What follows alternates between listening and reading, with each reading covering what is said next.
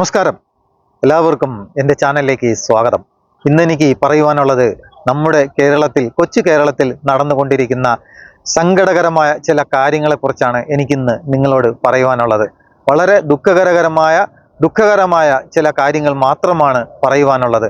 കാരണം ഒരറ്റത്ത് സ്വാമി ഉയർത്തെഴുന്നേൽക്കുന്നു, മറ്റൊരറ്റത്ത് പൂജാരിയുടെ ഭാര്യയെ കൊല്ലുന്നു. ഇന്നെനിക്ക് പറയുവാനുള്ളത് നിങ്ങളോട്, ഇതിനോടൊക്കെ നിങ്ങൾ കണ്ടും കേട്ടും ഒരുപക്ഷെ മാനസികമായി വിഷമിച്ചിട്ടുള്ള ഒരു കഥ തന്നെയാണ്.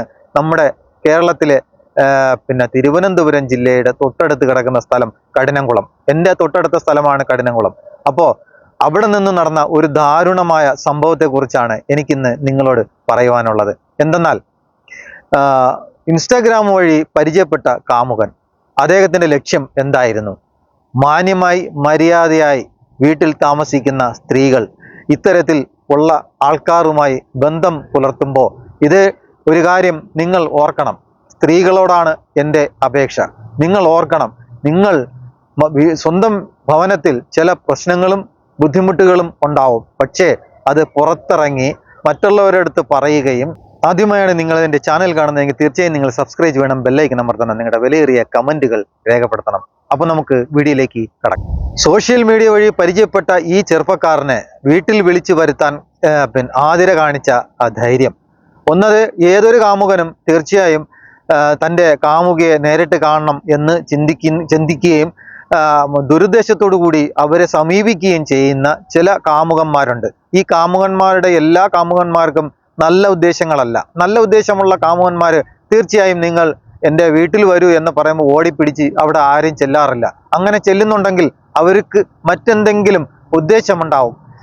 വേറൊരു കാര്യം പറയട്ടെ, എൻ്റെ ബാക്ക്ഗ്രൗണ്ടിൽ വണ്ടി അങ്ങോട്ടും ഇങ്ങോട്ടും പോകുന്നുണ്ട്. അത് നിങ്ങൾ ശ്രദ്ധിക്കണ്ട. ഞാൻ ഇരിക്കുന്ന ഒരു പാർക്കിലാണ്. അപ്പോൾ ഞാൻ പറഞ്ഞു വന്നത്, ആതിര ചെയ്തത് വെറും തെറ്റാണ്. അതായത് സ്വന്തം ഭർത്താവിനെ അറിഞ്ഞുകൊണ്ട് അവർ വഞ്ചിക്കുകയാണ് ചെയ്തത്. പലരും ചില വീഡിയോകളുടെ ഇടയിൽ അതിൻ്റെ താഴെ കമൻറ്റുകൾ ചെയ്തിട്ടുണ്ടായിരുന്നു, ആതിര പാവമായിരുന്നു, അവൻ മനഃപൂർവ്വം ചെയ്തതല്ലേ. അങ്ങനെയല്ല. കാരണം അതിനൊരു ഉദാഹരണം പറയാം. ഈ തെറ്റ് അറിഞ്ഞ് ഈ സ്വന്തം വീട്ടിൽ വന്ന് ഭാര്യയുമായി മറ്റ് ബന്ധങ്ങളിൽ ഏർപ്പെട്ടതെന്ന് അറിഞ്ഞാൽ, സ്വന്തം ഭർത്താവ് അറിഞ്ഞാൽ ആരെയാണ് എന്താണ് ചെയ്യുക? അപ്പോൾ പോറ്റി എന്ന് പറയുന്ന ആ മനുഷ്യൻ ഒരു ഭാവമായിരുന്നു. തീർച്ചയായും അദ്ദേഹം ദൈവത്തെ ധ്യാനിക്കുകയും അവരെ പൂജിക്കുകയും ചെയ്യുന്ന വ്യക്തി മറ്റൊരു തരത്തിൽ പോകാൻ അദ്ദേഹം ആഗ്രഹിച്ചിരുന്നില്ല എന്നുള്ളതാണ് സത്യാവസ്ഥ. ഒരു പക്ഷേ കുടുംബത്തിൻ്റെ പ്രശ്നങ്ങൾ, ചിലപ്പോൾ ദാരിദ്ര്യം ഉണ്ടാവായിരിക്കാം, ബുദ്ധിമുട്ടുണ്ടാവായിരിക്കാം, സാമ്പത്തിക പ്രശ്നങ്ങൾ ഉണ്ടായിരിക്കാം. അത് സമൂഹത്തിൽ ജീവിക്കുമ്പോൾ എല്ലാവർക്കും ഉള്ള കാര്യങ്ങൾ തന്നെയാണ്. പക്ഷെ ഇവിടെ മനസ്സിലാക്കണം, സ്ത്രീ ഒരു പക്ഷേ സ്നേഹത്തിന് കൊതിച്ചിരുന്നോ, അതോ ഇൻസ്റ്റഗ്രാം വഴി ഈ കാമുകനെ വീട്ടിൻ്റെ വാതിൽ തുറന്നു കൊടുക്കാൻ പ്രേരിപ്പിച്ച മറ്റൊരു ഘടകം? പ്രേമിക്കുന്ന സ്ത്രീകൾ ഓർക്കുക, കാമുകനെ വീട്ടിൽ വിളിച്ചു വരുത്തി അവൻ ഏത് തരക്കാരനാണെന്ന് നമ്മൾ എങ്ങനെയാണ് മനസ്സിലാക്കുന്നത്? ഫോണിൽ വഴിയോ ഫോട്ടോ വഴിയോ വീഡിയോ കോൾ വഴിയോ കാണുമ്പോൾ അവരുടെ യാഥാർത്ഥ്യം നമ്മൾ മനസ്സിലാക്കുന്നില്ല. അതിൽ വീഡിയോകൾ മാത്രമാണ് നാം കാണുന്നത്. തീർച്ചയായും നിങ്ങൾ വീഡിയോയും ഫോട്ടോയും ഫോൺ കോളും കണ്ട് ഒരു മനുഷ്യനെയും വിലയിരുത്താൻ പാടില്ല. അതിൻ്റെ ഉത്തമ ഉദാഹരണമാണ് നഗ്നമായ സത്യം. ആലോചിക്കണം, കത്തി കഴുത്തിൽ കുത്തി ഇറക്കി വലിച്ച് കീറുകയായിരുന്നു. അതായത് ഒരു കാരണവശാലും അവർ പുറത്ത് രക്ഷപ്പെടാൻ പാടില്ല. പുറത്ത് വിളിക്കുകയോ ഒരു ഒച്ചപ്പാടുണ്ടാക്കുകയോ അല്ലെങ്കിൽ മറ്റൊരു തരത്തിൽ ഒരു പ്രശ്നം ഉണ്ടാക്കുകയോ ഒരു കാരണവശാലും രക്ഷപ്പെടരുത് എന്ന് മനഃപൂർവ്വം കരുതി കൂട്ടി അവൻ വന്നു. അപ്പോൾ ഒരു 4-5 ദിവസത്തിന് മുമ്പ് അല്ലെങ്കിൽ ഒരാഴ്ചയ്ക്ക് മുമ്പ് അദ്ദേഹം പെരുമാതുറയിൽ റൂം എടുത്ത് ഇടയ്ക്ക് ഇവിടെ ഇങ്ങനെ വരാറുണ്ട്. ആതിര വിളിച്ചു വരുത്താറുണ്ട്. ആതിര വിളിച്ചു വരുത്തി പോറ്റി കോവിലിൽ പോകുന്ന സമയത്ത് തീർച്ചയായും അവർക്ക് ഉള്ളിൽ കടന്നു വരാൻ വാതിൽ തുറന്നു കൊടുക്കുകയും, കാരണം അതുകൊണ്ടാണല്ലോ ഈ നിർബന്ധിച്ച് അവൻ്റെ കൂടെ ചെല്ലാൻ അവൻ പറഞ്ഞു. അവൻ്റെ ആദ്യ ഭാര്യ അവനെ കളഞ്ഞിട്ട് പോയി. ഇത്തരം സ്വഭാവക്കാരനായതുകൊണ്ടായിരിക്കണം ആദ്യ ഭാര്യ അവനെ കളഞ്ഞിട്ട് പോയത്. അപ്പോൾ അവന് മറ്റൊരു ബന്ധം വേണം.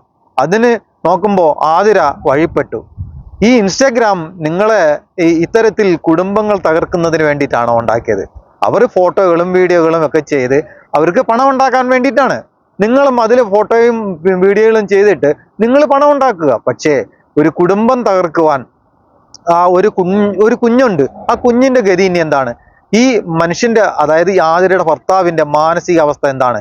തീർച്ചയായും അദ്ദേഹം ചെയ്യേണ്ടിയിരുന്ന കാര്യമാണ് ഈ കാമുകൻ ചെയ്തിട്ട് പോയത്. അവൻ ഒരു കൊടും ക്രിമിനലായിരുന്നു. പിന്നെ അവൻ ഇതെല്ലാം കഴിഞ്ഞിട്ട് ഒരു വീട്ടിൽ ഹോം നേഴ്സായിട്ട് വേല ചെയ്തെന്ന്. അവൻ എങ്ങനെ ഹോം നേഴ്സായിട്ട് വേല ചെയ്യുമെന്നാണ് എനിക്ക് മനസ്സിലാവാത്തത്. അത് കാരണം ഒരു മനുഷ്യത്വം ഇല്ലാത്ത ഒരു മനുഷ്യൻ എങ്ങനെയാണ് ഹോം നേഴ്സായിട്ട് വേല ചെയ്യുന്നത്? ആ ജോലി ചെയ്ത വീട്ടിലെ സ്ത്രീ അവർ ഫേസ്ബുക്ക് വഴിയും യൂട്യൂബ് വഴിയും ന്യൂസുകൾ കാണുകയും കേൾക്കുകയും ചെയ്തപ്പോൾ അവർക്ക് ഇവനിൽ സംശയം തോന്നി. കാരണം അതിന് 2 ദിവസത്തിന് മുമ്പ് ഒരാഴ്ചക്ക് മുമ്പ് അവിടുന്ന് പോയി. തൊട്ടടുത്ത ദിവസമാണ് അദ്ദേഹം വന്നത്. പിന്നെ ചെന്നപ്പോഴത്തേക്ക് വസ്ത്രങ്ങളൊക്കെ എടുത്ത്, അദ്ദേഹത്തിന്റെ സാധനങ്ങളും സാമഗ്രികളൊക്കെ അവിടുന്ന് എടുത്തുകൊണ്ട് പോകാനാണ് അദ്ദേഹം വന്നത്. ഒരിക്കലും ഒരു ഫേസ്ബുക്ക് വഴിയോ യൂട്യൂബ് വഴിയോ അല്ലെങ്കിൽ പിന്നെ ഇൻസ്റ്റഗ്രാം വഴിയോ അല്ലെങ്കിൽ മറ്റേതെങ്കിലും ആപ്ലിക്കേഷൻ വഴിയോ അല്ലെങ്കിൽ വാട്സാപ്പ് വഴിയോ ബന്ധപ്പെടുന്ന വ്യക്തികൾ നിങ്ങൾ ഉദ്ദേശിക്കുന്ന ആൾക്കാരല്ല, അവർ നല്ലവരല്ല എന്ന് തീർച്ചയായും അടിവരയിടുന്ന ഒരു സംഭവമാണ് ഇന്ന് കഠിനംകുളത്ത് നടന്നത്. എത്ര ദാരുണമായ ഒരു കൊലയാണ് നടത്തിയിരിക്കുന്നത്! എത്ര ദാരുണമായ ഒരു കൊലയാണ് നടത്തിയിരിക്കുന്നത്! ആലോചിക്കണം. അവന്റെ ഷർട്ടിൽ അവ ഒരു ക്രിമിനൽ, ഒരു പക്കാ ക്രിമിനൽ എന്നുള്ളതിന് എന്തെങ്കിലും വേറെ തെളിവ് വേണം? അവന്റെ ഷർട്ടിൽ രക്തം പുരളുന്നു. അദ്ദേഹം ആ ഷർട്ട് അവിടെ ഉപേക്ഷിച്ചിട്ട് പിന്നെ അവിടുത്തെ, അതായത് മരിച്ചു കിടക്കുന്ന ആതിരയുടെ ഭർത്താവിന്റെ ഷർട്ട് എടുത്തിട്ട് ആതിരയുടെ സ്കൂട്ടറും എടുത്ത്, അതായത് സ്കൂട്ടി എടുത്ത് ചിറയൻകീഴ് വരെ ഓടിച്ചു പോയി. അപ്പോൾ അവന് അത്രയധികം നല്ല എല്ലാ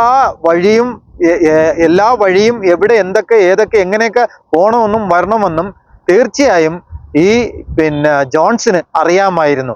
കാരണം അവൻ ഈ കൊല ചെയ്യാൻ വേണ്ടി മാത്രം അവിടെ വന്നതല്ല. നിങ്ങൾ സ്ത്രീകൾ ഓർക്കുക, നിങ്ങൾ തൻ്റെ കുടുംബത്തിന്റെ വാതിൽ തുറന്നു കൊടുക്കുക, തൻ്റെ കുടുംബത്തിന്റെ വാതിൽ തുറന്ന് മറ്റൊരു കാമുകനെ വീട്ടിൽ വിളിച്ചു കയറ്റുമ്പോൾ നിങ്ങൾ ഓർക്കുക, നിങ്ങളുടെ ഗതി എന്തായിരിക്കും എന്ന് നിങ്ങൾ തീർച്ചയായും ആലോചിക്കേണ്ട കാര്യമാണ്. നിങ്ങൾ ആലോചിച്ചില്ല എങ്കിൽ ഇത്തരത്തിൽ നിങ്ങൾ പലതിലും അടിമകളാകും. ഇതൊരു ബ്ലാക്ക്മെയിൽ ആവേണ്ട ഒരു സാഹചര്യമായിരുന്നു. പക്ഷെ എന്തുകൊണ്ടോ ആതിര ഇവൻ ഇറങ്ങിച്ചെല്ലാൻ പറഞ്ഞ സമയത്ത് എതിർത്തു. അതിനു മുമ്പ് ഇവൻ പോലീസിന് കൊടുത്ത ലൈംഗിക ബന്ധം അപ്പോൾ ആതിര ലൈംഗിക ബന്ധത്തിലെ ദാരിദ്ര്യവതി ആയതുകൊണ്ടാണോ ഈ കാമുകനെ വിളിച്ചു വരുത്തി അവന് വാതിൽ തുറന്നു കൊടുത്ത് അവനെ വീട്ടിനകത്ത് കയറ്റി ഈ ബന്ധത്തിൽ ഏർപ്പെട്ടുകൊണ്ടിരിക്കുമ്പോൾ മുൻകൂട്ടി കരുതി വെച്ചിരിക്കുന്ന കത്തിയെടുത്ത് കഴുത്തിൽ കുത്തി ഇറക്കി അതിമാരകമായി കഴുത്ത് വലിച്ച് കീറി കൊന്ന് ഇട്ടിട്ട് അവൻ ഷർട്ടും മൂരി ഇട്ട് മറ്റൊരു ഷർട്ടും എടുത്തിട്ട് ആ പാവപ്പെട്ടവനെ വഞ്ചിച്ച് ആ കുടുംബത്തെ ഇല്ലായ്മ ചെയ്ത ആതിര ചോദിച്ചു വാങ്ങിയ മരണമാണിത്. ആലോചിക്കണം, ആതിര ചോദിച്ചു വാങ്ങിയ മരണമാണ്. ഒരുപക്ഷെ ആതിര എതിർത്തിട്ടുണ്ട്, എനിക്ക് വരാൻ പറ്റില്ല, അതാണല്ലോ ഈ കൊലയിൽ കലാശിച്ചത്. അപ്പോ ആതിരമാര് ഇനിയും നമ്മുടെ രാജ്യത്ത് അല്ലെങ്കിൽ നമ്മുടെ നാട്ടിൽ ഉണ്ടാവാതിരിക്കട്ടെ എന്ന് മാത്രമാണ് എനിക്ക് എൻ്റെ സഹോദരിമാരോടും മക്കളോടും മറ്റുള്ള സമൂഹത്തോടും പറയുവാനുള്ളത്. നിങ്ങൾ ഒരു കുടുംബമായി ജീവിക്കുന്ന കുടുംബത്തിൽ പലതരത്തിലുള്ള പ്രശ്നങ്ങളുണ്ടാവും, പറഞ്ഞു തീർക്കുക. എന്തെങ്കിലും പ്രശ്നങ്ങളുണ്ടെങ്കിൽ അതിന് പരിഹാരമില്ലാത്ത പ്രശ്നം ഈ ഭൂമിയിൽ എന്താണുള്ളത്? ഇത്തരത്തിൽ മറ്റൊരുത്തിനെ വീട്ടിൽ വിളിച്ചു വരുത്തേണ്ട ആവശ്യമുണ്ടോ? അതിന് കിട്ടിയ സമ്മാനമാണ് ആതിരയ്ക്ക് അരും കൊല. ഇന്ന് ഭൂമിയിൽ ആതിരയില്ല. വിഷമമുണ്ട്, സങ്കടമുണ്ട്. അതുകൊണ്ടാണ് ഇത്തരത്തിൽ പറയേണ്ടി വന്നത്. പല ആതിരമാരും സൂക്ഷിക്കുക. നിങ്ങൾ കാമുകനെ വിളിച്ച് വീട്ടിൽ കയറ്റുമ്പോൾ നിങ്ങളുടെ അവസ്ഥ മറ്റൊന്നായിരിക്കും. തൽക്കാലം ഞാൻ എൻ്റെ വീഡിയോയുടെ അവസാനിപ്പിക്കുകയാണ്. എല്ലാവർക്കും നന്ദി. അയാൾക്ക് 3 കുട്ടികളുണ്ട്. പക്ഷേ ഇയാളുടെ സ്വഭാവ ദൂഷ്യം കാരണം വർഷങ്ങൾക്ക് മുമ്പ് ഭാര്യ ഉപേക്ഷിച്ചു പോയി. ഇൻസ്റ്റഗ്രാമിൽ നിരന്തരം റീൽസുകൾ ചെയ്യുന്ന ആളുകൂടിയാണ് ഈ ജോൺസൺ ഔസേപ്പ്. ആതിരയും അത്തരത്തിലുള്ള ആളായിരുന്നു. ആതിരയുടെ നിരന്തരമായ ഫോൺ അഡിക്ഷനിൽ പൂജാരിയായ രാജീവ് ചോദ്യം ചെയ്തിരുന്നു. അങ്ങനെ വീട്ടിൽ ചില പ്രശ്നങ്ങളൊക്കെ ഉണ്ടായിരുന്നു. റീൽസുകൾ പരസ്പരം അയച്ചും പിന്നീട് ചാറ്റ് ചെയ്തും ഇവർ അടുത്ത സുഹൃത്തുക്കളായി, പിന്നീട് പ്രണയത്തിലായി. ഇരുവരും തമ്മിൽ പലതവണ പല സ്ഥലങ്ങളിൽ കണ്ടിട്ടുണ്ട്. അങ്ങനെ ജോൺസൺ ഔസേപ്പ് ആതിരയുടെ ചില സ്വകാര്യ ദൃശ്യങ്ങൾ, ഫോട്ടോകൾ മൊബൈലിൽ എടുക്കുന്നു. ഈ ഫോട്ടോകൾ കാണിച്ച് പിന്നീട് പണം ആവശ്യപ്പെടാൻ തുടങ്ങുന്നു. അങ്ങനെ 1 ലക്ഷം രൂപ ആതിരയിൽ നിന്ന് ഈ ജോൺസൺ ഔസേപ്പ് കൈപ്പറ്റിയെന്നാണ് പോലീസ് പറയുന്നത്. മാത്രമല്ല, ഈ കൊലയ്ക്ക് 3 ദിവസം മുമ്പും ഇയാൾ കഠിനംകുളത്തെ ആതിരയുടെ വീട്ടിലെത്തിയിരുന്നു. അന്നേ ദിവസം 2500 രൂപ ആതിരയിൽ നിന്നും ജോൺസൺ ഔസേപ്പ് വാങ്ങിയിരുന്നു. ഭാര്യയുമായി വേർപിരിഞ്ഞ് കഴിയുന്ന ജോൺസൺ ഔസേപ്പിന് ആതിരയെ സ്വന്തമാക്കണമെന്ന് ആഗ്രഹമുണ്ടായിരുന്നു. തൻ്റെ കൂടെ ഇറങ്ങി വരണമെന്ന് പലതവണ ആവശ്യപ്പെട്ടിട്ടുമുണ്ട്. രാജീവിൻ്റെ അച്ഛനും അമ്മയും ഉൾപ്പെടെ വീട്ടിലുള്ളപ്പോൾ ഇയാൾ ആ വീട്ടിലെത്തി പ്രശ്നമുണ്ടാക്കിയതായും പറയുന്നു. ആതിരയെ സ്വന്തമാക്കണമെന്ന നിരന്തരമായ ആവശ്യം ആതിര വിസമ്മതിച്ചതോടെയാണ് ഇയാൾക്ക് ആതിരയോട് പക തുടങ്ങുന്നത്. അങ്ങനെ കൊലപാതകത്തിന് ദിവസങ്ങൾക്ക് മുമ്പ് തിരുവനന്തപുരം പെരുമാതുറയിലുള്ള ഒരു ലോഡ്ജിൽ ഇയാൾ താമസിക്കാനെത്തുന്നു. അവിടെ ലോഡ്ജിൽ മുറിയെടുത്ത ഇയാൾ ആ സ്ഥലമൊക്കെ നിരീക്ഷിക്കുന്നു. അങ്ങനെയാണ് കൊലയ്ക്ക് 3 ദിവസം മുമ്പ് ഇയാൾ ഈ വീട്ടിലെത്തി പണം വാങ്ങിച്ചു പോകുന്നത്.